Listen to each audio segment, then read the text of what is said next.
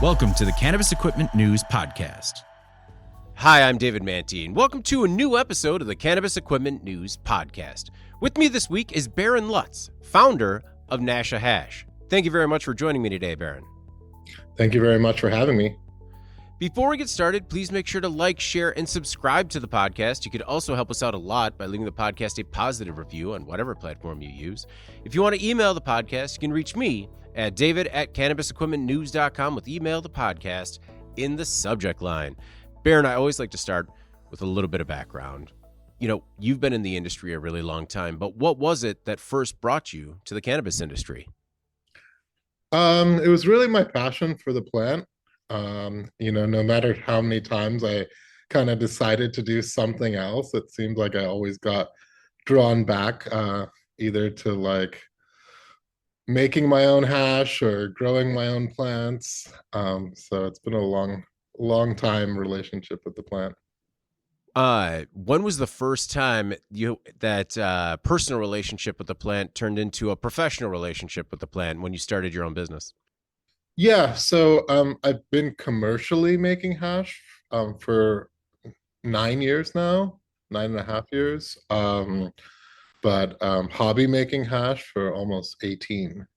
Okay. I mean, what was that first time making hash like? It was actually it's pretty strange. So back in the day, farmers would actually just throw their trim away because of the legality of things. They didn't want to be caught with weight that would be considered cannabis. So it was, smarter to kind of throw it away or compost it rather than have it laying around. And a farm that I was visiting had a washing machine and some bags of trim, and they're like, we're about to throw these away, but unless somebody wants to jump in and make bubble hash. So I think that was my first time making it alone, but I got a brief kind of intro to it on another farm. It was like freezing winter.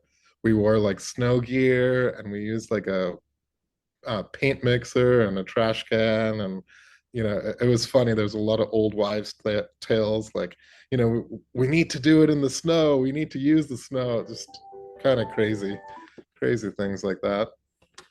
So, I mean, I assume that there was a lot of trial and error from that first time doing it 18 years ago to now. How has the process changed in terms of sophistication? Changed quite a bit. From a point of one thing that has stayed constant, which is very interesting, are the bubble bags. So maybe a different brand that we're using, but those have stayed a constant throughout the decade, or longer than a decade. But what has really changed is when we started making commercial hash, there were really no equipment manufacturers. Now there's like 10, 20 companies that you can, buy a turnkey lab from. But when we started, there was no equipment manufacturer. So we actually made everything in washing machines. The state was not stoked of us making hash in washing machines, and neither was I, because, it's just not the degree of sanitation that I would have liked, as well as the degree of control. So we actually had to custom design all of our machinery. Our entire process is custom. Okay. What was it? Was cold water hash just the first thing that you had learned, or what was it about that particular process that made you stick with that? So I'm half Indian, half American. And so I spent half my early years in India and half my early years in America. So when I lived in India, the cannabis was super low quality. It was stems and sticks and really hard to deal with, but the hash was really good. Um, and so I really enjoyed the hash that I would get in India. So when I came back to America, I was kind of used to smoking hash. And so that's kind of what I always kind of gravitated towards. Do you see making cold water hash as more art or more science? Definitely science. Yeah. Yeah, I don't subscribe to the extract artist narrative. I mean, Okay. I think I have a culinary background as well. Mm. So like what's very interesting is like, you can give a chef the same ingredients as another chef, and maybe in the end the dish will taste a little different. And I feel like it's kind of the same thing with hash making as well. You can give the same material to two different hash makers, um, and there'll be like a slight difference probably, but unless they really didn't know what they're doing, the product should pretty much end up similar. Okay. So In terms of people not knowing what they're doing, how has the industry evolved in terms of people that are trying to subscribe to the process and put out a quality product? well, I feel like it's immensely different now because there's so many blogs, there's so many YouTubes, there's so many tutorials, there's so many professional companies that you buy equipment from that are happy to do consultations and help you out with the process. So it's a lot more open source right now than it ever has been, because like back in the day everyone was very secretive about what they were doing and didn't really share techniques. Compared to other products in the industry that are available right now, where does it stand in terms of being a premium product or consumer interest? Yeah, so it's really interesting because the I think with other extraction and concentration processes, you're kind of able to really cover up what happened to that plant, because a lot of the time you're able to take it completely apart and then use like the components you want. So you can separate the THCA out, you can separate the terpenes out. Hey, you didn't like those terps, well, at least you got the THCA from it, and that's like a solvent, based process or hydrocarbon based process. Um, I think solventless and hash making, you really get the truth of what happened to that plant. So, if they sprayed something funny, if it wasn't the greatest harvest, that'll all reflect in the end extract and concentrate. Um, and so I feel like a lot of the work is really done at the farm level. And so I think that's what really makes it unique, is kind of like the sourcing. So it's like it's like asking the question, like I would akin it more to like winemaking, and like hydrocarbon based extract more like making vodka, or distilling Everclear. You don't really talk about like with Everclear or the vodka, like, hey, what farm or what made the malt or the wine. But you do when you go to wine. So I would say that's the probably most similar way of comparing it. Well, in that vein, what does it take to become a Nasha Hash partner farm? So we do a lot of um, I think the first thing, it starts off with the farm visit. And it's really important for us to visit every single farm that we work with. And then I always look through how do they feed the plants, and then what are they doing for their IPM, integrated pest management. And so those are all the most important things. And then, at this point, it's just years and years of working with each other. A lot of the farms we work with, we do barbecues with them. I know them personally, they're part of the community. Um, and I think that is really important when it comes to sourcing, as well as planning stuff out. Sometimes to make a piece of hash, we've planned that piece of hash out 3 years prior, because we've found a genetic liked, we've done a pheno hunt, we've isolated that pheno, we've put it into production, and then we've scaled it out. So sometimes it's a 2 to 3 year process, to kind of get the product we're looking for. And so it's really important to have that relationship with the farm in order to do projects like that. And really differentiates us as a company and a brand, because we are doing that. When you're doing those walkthroughs with a potential partner, what are some of the things that you're looking for that will make it a good fit, and what might be some of the red flags? So what I really like to look for is plants grown in soil. Um, I feel like it's funny to say, but plants grown in soil for me make the best hash. Um, and so that's one thing I look for. regenerative farming practices? Are they making their own compost? Are they using micro beneficial microbes? Things like that. I think feeding the plants how they're used to being fed, makes happy plants, which makes happy hash. Red flags is, sulfur is, I would say, like one of my biggest enemies, because once a plant has been sprayed with micronized sulfur, like you can taste that all the way through to the hash. Um, and then in general, I know this is a little controversial to probably say, but I don't really like the taste of indoor made hash. I feel like I can taste or smell the reservoir room or the nutrients. I don't know if that's too crazy for me to say, but I can identify it. Like if I did like a um, blind tasting and smelling of hash made from indoor and outdoor. I mean, it's definitely possible to make outdoor hash taste like indoor hash if you have them in cocoa and you're feeding them with salts. Like I feel like it's not so much the sun, but it's kind of what's feeding those plants. Well, that was one thing that I was curious about is given your experience and your palate, are you your product's biggest critic? Um, yeah, I mean, we have a, it's not just me, it's everybody at the facility. So everybody's trying what we make and kind of like critiquing everything. I think till this day, we have a lot of different grades of hash.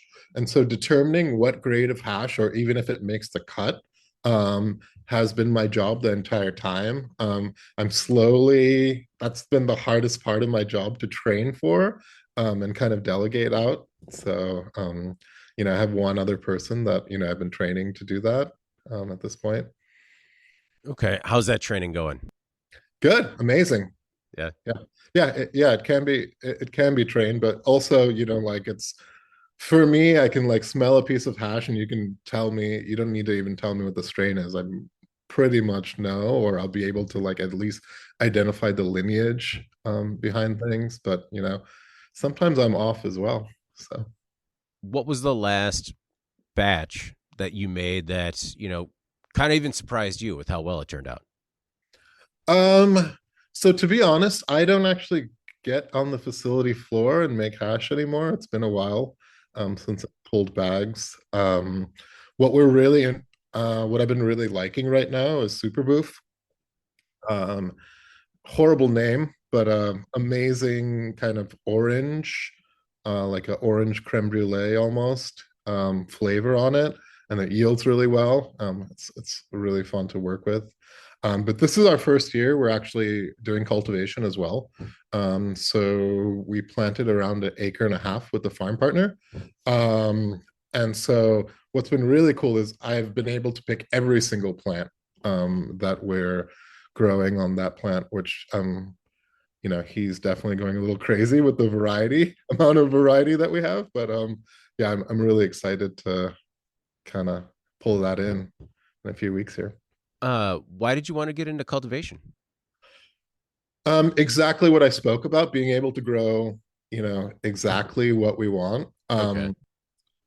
Also, um, I also there's a lot of farms going out of business in Humboldt.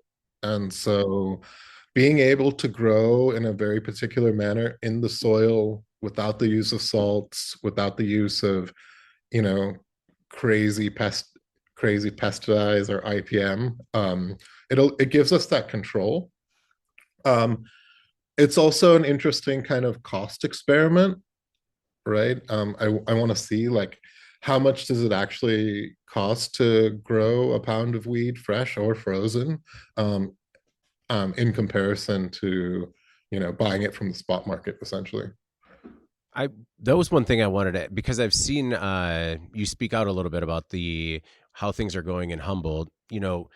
First I'd like to talk just about the state of California. How would you describe the current state of cannabis in California, and then with a narrower lens in Humboldt?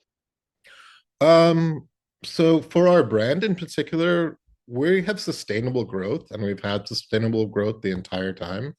Um, and so we haven't been one of those brands that have been funded or took in VC or investor money and then, kind of went on crazy growth. It's a self-funded bootstrap company.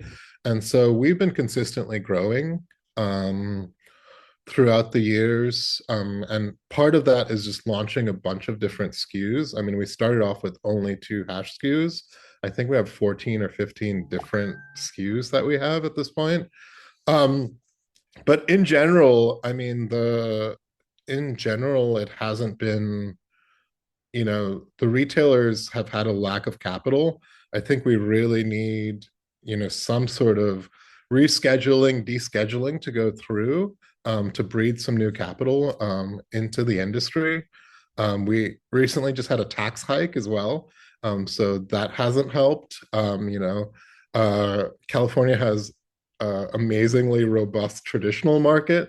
So consumers do have an option to hit up a homie or find a shop that's not licensed.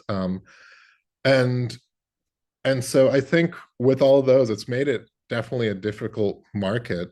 If you asked me 10 years ago where I thought we would be right now, I thought we'd be internationally exporting Mm. at this point, and we're still kind of not. And we're missing the boat on that too. There's countries, Canada's sending stuff to Germany, stuff's coming from South America and going into Germany. Morocco has some sort of legalization happening. Yeah, we're really missing the boat. It has been a lot of fits and starts. Do you think that because we've been flirting with the idea of rescheduling and descheduling because of that process, is that why everyone's sort of on hold, especially when it comes to, cash infusion in the industry? Yeah, I mean, I think it makes it, I think once there's federal regulatory clarity, I think that will have more kind of investor money or more cash infusion into the economy. But it's also like you can't use a credit card at a dispensary, right? So it's been proven that if you have credit, if you allow customers to use credit cards, they spend more. So just simple things like that can help with cash infusions. I mean, because of 280E, like also the tax burden on the retailers, I think that's the biggest issue is like, if you handicap the retailers, then they don't have money to spend. If they don't have money, it kind of goes throughout the supply chain. There have been a lot of things working against the industry. And honestly, I'm kind of surprised with just how the pro-business climate that we've otherwise been in, it's weird that it hasn't trickled down to the cannabis industry yet. Yeah, and I mean, you kind of see this like boom and bust cycle in almost every state. It's like when they first open up a state, like prices are high, consumer demand is high, and then slowly prices start to contract, and it seems like everyone kind of gets used to buying, you know, Mm-hmm. legal cannabis, and you see like a little bit of market contraction. I think also what we're seeing is because of price contraction, um, if somebody smokes an eighth a week, they're going to still smoke an eighth a week or a day or whatever their quota is, but they might be spending $15 instead of $40. Right. What is the sustainability of craft cannabis? Will you be, as ideally international markets open up and interstate commerce opens up, what are your thoughts on the survivability of a craft cannabis product? Yeah, I mean, my feelings on that and understanding of that, there's kind of what I hope will happen and kind of what the market says determines. I mean, money dollars spent in cannabis are not going to craft cannabis. How many people kind of appreciate like this wine model of like what vineyard did this come from, what farm did this come from? I think it's few and far between that consumers are knowing or caring. So I feel like we might have like 40 to 60 years, before we even get to kind of that level of sophistication. But I mean, there is I think craft cannabis is well and alive in the traditional market. And so it's going to be less and less reflected on the recreational market and more kind of reflected on the traditional. Why do you say it's more reflective in the traditional market? Well, because I think that's what defines craft is like small, small artisanals kind of doing their thing. It's just like they can't throw up like a huge warehouse. Okay. So it has to kind of stay small. Especially in the hash making, you can have like a garage and have like a traditional market hash company, out of your garage, and it's very small, and like the hash maker, like, really cares. He doesn't have hundreds of employees coming in, it's so yeah, I think that's how it remains craft. Um, you know, it's it's also interesting to see like how do you define craft? Like is it a size thing? Is it like a street credibility thing? Like, and so that I think the word craft has been co-opted, and I don't exactly know what it still means. Well, I guess I think when I think craft, I think premium product Okay. because I think that if you market something as a craft product and you sell someone on it and they realize that they've been sold kind of a subpar product, you lose that business. You risk losing that business forever. Whereas, true sustainable craft means that you need to continue delivering that premium product that people are willing to pay a premium price for.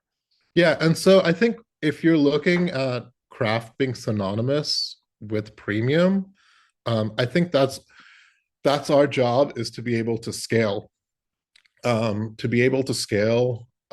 premium product and not compromise in quality. Well, talking about making it, you had mentioned so all of the equipment that you use, you've handmade. I haven't welded it, but Okay. I've worked with engineers and designers, and then they've delivered something and it hasn't worked, and I've worked with more engineers and designers, like, down to the screws and washers, and yeah, yeah. So, have you ever thought about marketing your own equipment? I have. I just don't like. I don't think I want to like get calls like, how does this, I feel like it's a completely different business. Mm-hmm. And I don't know if like the margins are there. Um, I feel also at our scale, like, so we make over a ton of hash a year, and literally a ton. And so there's probably only few players in the world that would want that machinery. And so you have to sell 5 units at $100,000 or $200,000. Like, that's like you know, it's a $1 million business, and then be fielding calls of stuff not working is not not what I want to do. Are you? I mean, in terms of scale, are you the largest producer in the U.S.? I don't know, and I would not know how to measure that. We Well, make a you just lot. got to go old school, and you just got to. Of course, we are. Yeah, Absolutely. No, no. yeah. Okay. No, I don't want to be that hubris and That's be fair. like, I'm the biggest. Um, we make a lot of hash. Um, I would say, because our machinery is custom, um, I do know it's bigger than anything that you can buy on the market, and we do make hash every single day. So it, it's possible other facilities maybe have two or three or four of like the smaller machines to kind of equal the scale, but yeah, I do know, as far as like cold water hash, we are the largest brand in California. So there's BDSA and headset data that say that. So, at a ton a year, are you still looking to grow the business, or are you kind of at a level right now where you're happy? We overproduce what we can sell. Okay. And so I think that's the most frustrating part about my business, is we literally get an inquiry every single day from someone in Europe or Brazil or England, um, asking like, "Hey, can you ship?" And we can't. Or even across the US, we get inquiries every single day. And so we can only sell as much as we can sell in California. And so that's the frustrating part. We've looked at going multi-state, but I think the biggest issue for us going multi-state is the input. And so do we compromise? I will say I think California grows some of the best wheat cannabis in the country. Um, we're really close to Oregon. It's 100 miles to Oregon. So, I don't want to put down what happens in Oregon. I think Oregon grows really great weed as well. But barring Oregon, Washington, California, I don't know if you can get the same quality. Um, and that's just because I prefer outdoor grown cannabis. I'm sure there's great indoor being grown across the state. So that's been our kind of limiting factor is like, hey, it's kind of like In and Out. In and Out refused to go anywhere outside of California till a bunch of laws changed um, because they wanted a specific input for their product. When you look at other equipment that's available on the market, do you see a feature that, intrigues you and then you try to add it to your machine? Or do you see stuff that's in the market that you'd want to try? Yeah, definitely. I mean, there's definitely some features that I see in other people's equipment, which I'm like, oh, that would be sweet to have. Yeah. It would be like 100K rebuild to Mm. do. And so like right now I'm working more on the sales end of how to move a ton of hash rather than figure out like you know, how can we make more hash. Okay. So, I mean, what are some of your thoughts on that in terms of selling more hash, creating more educated consumers that are looking for your product? Yeah, so I mean, what we've done is I think our major push right now is going into vaporization. And so we're able to make whole plant fresh frozen cannabis into live hash, take that live hash and make it into live rosin, and then take the live rosin and put it in a vaporizer. Um, and I feel like that's really the future. I feel like the hash market for kind of traditional style hash is not really growing. It's stagnated, so there's not much innovation or anything we can kind of do in that segment. We do infused pre-rolls, which is a category that continues to grow. But from what I see from the infused pre-rolls, people want a lot of like botanical terpenes in their infused pre-rolls. That's kind of what's the market has said is like when they want an infused pre-roll, they want it like the smorgasbord pre-roll. They want distillate covered in keef, with some rosin in there and then some added blueberry flavor. Um, I don't think um, as a brand we would ever kind of go down that. So we're really focused right now in making a premium vaporizer that can kind of handle hash. Have you been making your own infused pre-rolls, or is that something you rely on like a contract manufacturing partner? No, we make our own. Yeah. Okay. How do you make them? With a knockbox. Okay. It's we make it with the knockbox. What's really cool about us is we're able to use a really high end of hash because we know how to handle it. Um, if you try to, ship that kind of quality of hash anywhere else, it kind of congeals together and it'd be really hard to make a pre-roll out of. And needs a lot of handling standards. So I feel like that's where we have our own little niche of putting, 5-star, 6-star melt into pre-rolls, which if you asked me 10 years ago, it's nutty because my whole job is try to separate these trichome heads away from the plant material. So then to like take like beautiful separated trichome heads and mix them back with plant material is nutty, but I think they actually make some of the best pre-rolls in the market. So um, I'm happy to do it. When it comes to staffing your business, have you had any challenges when it comes to training and retaining a workforce? We've been super lucky. with our employees. I think the core group of employees has have been with us for a really long time. It's important to continually promote people that are inside of your business, have a clear path of giving them raises and promotions. We've been able to do that. When I compare costing to some other companies, they're like, wait, you pay your employees that much? And I'm like, yeah. They're stakeholders in the business, and that's led to high retention rates. Um, Obviously, like, we've when we hire people too, just in packaging, sometimes, they don't work out um, a week or two, they pull out the dab table during break and set up an entire system. And they think working in a hash factory is more about like smoking and hanging out than it is about actually getting down to business. And so, but we have a core group of employees that kind of really like working for the No, company. I mean, I definitely think there's something in terms of the product that you produce when you promote from within and you empower your own employees rather than, I guess, for more or less seeing them as replaceable.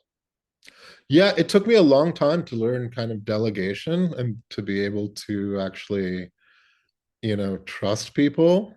But I think it's made it sustainable for me as a founder and CEO too, because I was doing too much before, and I was micromanaging, and I wanted my hands in everything.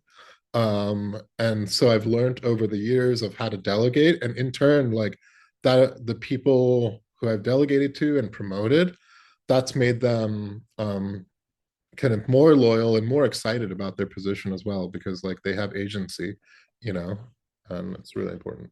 So, what helped push you along in terms of making that happen? Only as a person that has the exact same issues as a manager, right? Just like, all right, here's how you know what, let me do it.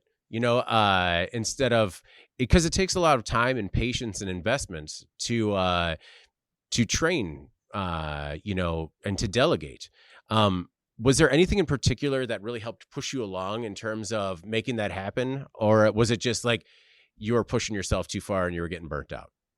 No, I think my friend gave me this book called Buying Back Your Time. Okay. And then I've spoke to other founders and kind of describe my situation. And I have a close friend that I talk to, who's also CEO and founder of his own company, and he kind of guides me along as well. And so I think I think that's where it came from. I think this last 2 years I've taken the most vacations I ever have, and the company's grown the most it ever has. And so I think like I was inhibiting um, the own growth of my own company because I was trying to micromanage too much, and I was trying to put too many things on my own shoulders. Wow, that's I mean, it's encouraging to hear that from a founder CEO. Yeah, yeah. I mean, I feel lucky. I still take my laptop. I'm still on calls. Oh yeah. Um, but yeah, it's been amazing because I literally worked every single day for I think like 7 years straight. Um, and so it's easy to burn out. No, I understand that, dance. You're putting the laptop in the car with all the luggage, and you're like, this is just in case, just in case. I'm not saying I'm going to work, but No, no, I like at this point I like working. yeah. If you're not burnt out, then I don't know what I if you're like on a beach all day, there's only so many days I can stare into the abyss and not work. um, what are some of your expectations on things changing from a legal perspective? I understand that given the current climate, a lot of people are a little hesitant to make any sort of predictions, but do you think anything will move within the next year? I have no idea, given the current administration. I don't think anybody knows. Yeah. I think that's not to get too political, but I think that's the point Hmm. of the current leadership is they want to keep everyone guessing. Yeah. You know, he can call in the CEO of Intel and tell him he's going to get fired, but come out with then owning 10% of Intel. Yeah. So I don't. we heard rumors of, CEOs talking and descheduling, but I mean, I feel like the current administration has a lot on their plate, that they're working with. So I don't know if cannabis is a priority or how they see that affecting voting in the midterms and Right. um, Definitely a lot on the plate right now. stuff like that. So, I mean, I understand we have like two wars going on. Yeah. And so I feel like there's more focus on stuff like that. And, tariff wars that they are perpetuating themselves. So that there's a lot to deal with in terms of that. I stopped hoping for anything political to happen. I feel like there's a small political win we have here in California. Excise tax went up from 15 to 19%. Um, and then a senator in California brought a bill to bring that back down to 15%. And I feel like they unanimously voted for that in the California state legislator. And so it's on Newsom's desk right now. So that's like a small win, but like, I can only hope for small wins like that. For us, I think what's really interesting is what's happening in Germany right now. Um, I would love to make hash in Germany. Okay. What specifically is happening in Germany that you find exciting? Well, legalization in Yeah. general. Okay. They legalized last year, and they didn't kind of like quasi legalize it. Like they just said, okay, cannabis is legal. I think they haven't built out supply chain just yet, so it's very nascent. And so I feel like there's a lot of opportunity. Also, like in Europe, hash is primarily how people use cannabis. So I think especially for a brand like ours, like it would be really fun to go to Europe um, and be able to replicate our process. No, I honestly I think it'd be really cool too. Like especially given your specific product, I think there'd be a lot of opportunity there. Have you ever pursued, alliances, partnerships, collaborations overseas? Yeah, I think not yet. From what I'm hearing, it's still like I like to let things kind of form slightly, um, because also like I don't I don't think as an American citizen I can just go to Germany and set up like a manufacturing facility. I think it would be a lot more difficult. So I want some players to kind of emerge. I want some supply chain to kind of get dialed in, and then I think we'll be ready. Well, I really appreciate you taking the time, Barron, and talking about uh, the hash business and the things that you've built at Nasha Hash. Before we get out of here, is there anything else you want to make sure the Cannabis Equipment News audience either knows about yourself or your work at Nasha Hash? Yeah, so you can find us at www.nashahash.com. Um, and it's a super cool website. We have something called Strain Library, where you can look at every single piece of hash we've ever made with a description and a COA. So I think that's really cool if people are interested. We have a lot of stuff on YouTube as well, if you want to get a little bit more in the process. And yeah. How do you toe the line between giving a look behind the scenes and not giving away the secret recipe? I stopped caring so much about being like secretive. I know like our our marketing director who's worked with us for a really long time recently filmed in our facility, and that's the most I've allowed him to film. And he's like, are you sure? Because he knows how like, I think he knows how like paranoid I've been in the past.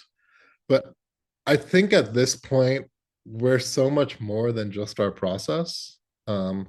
We represent all our stakeholders in the community. I think there's very few brands that have been in the space this long and been this consistent.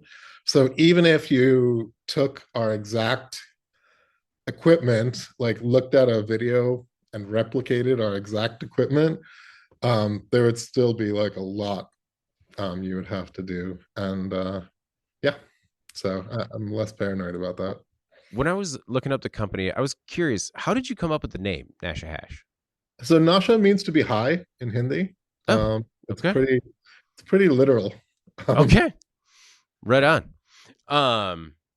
Well, thank you again for taking the time. I really do appreciate it. One last thing I wanted to ask, do you have any, upcoming products or anything in particular that people should, keep an eye out for? Yeah, so I think the one we're most excited about now, which we just launched 30 days ago, is our all-in-one vaporizer. And we launched it with C-Cell hardware. Um, it's really cool because it has a preheat function, a display, and a way to modulate the temperature. And so that's really important. And we've been trying to work on that for a long time because some people want huge clouds. And then some people want to like sip on it and get more flavor. And so we're able to deliver that. And so we just launched that around California. It's actually been one of the most successful launches we've done for a product since the start of the company. So I'm really excited to see how that continues to grow. How did that partnership with C-Cell come together? So I was searching for a way to vaporize rosin, and I was at Hall of Flowers, and I linked up with one of their employees who works in their research department. And then they actually were so impressed by our brand and our product, they started sending PhDs and engineers to our facility. And so we went through, I think, 4 or 5, visits from C-Cell and some incredibly talented and smart people. And then, we went to their facility as well, and they designed a vaporizer around our rosin, essentially. Oh, wow. That's incredible. And so I have immense respect for the way they approach a problem because they're looking at not just like design, but they're looking at thermodynamics of the atomizer, what materials go into the atomizer, how the airflow system works. They're looking into the biochemistry of rosin and how that interacts with the material. And it's really impressive to see research. I really wish that there was more cannabis research going on at that level, because I think it really pushes the industry forward. Oh, I couldn't agree more. Well, Barron, thank you again for taking the time. I really do appreciate it. Yeah, me as well. This has been an amazing podcast. Well, thank you very much. Before we get out of here, please make sure to like, share, and subscribe to the podcast. You could also help us out a lot by leaving the podcast a positive review on whatever platform you use. If you want to email the podcast, you can reach me at david@cannabisequipmentnews.com. Email the podcast in the subject line. All right, for Barron Lutz, founder of Nasha Hash, I'm David Manti. This is the Cannabis Equipment News Podcast, and we will see you next week. Welcome to the Cannabis Equipment News Podcast.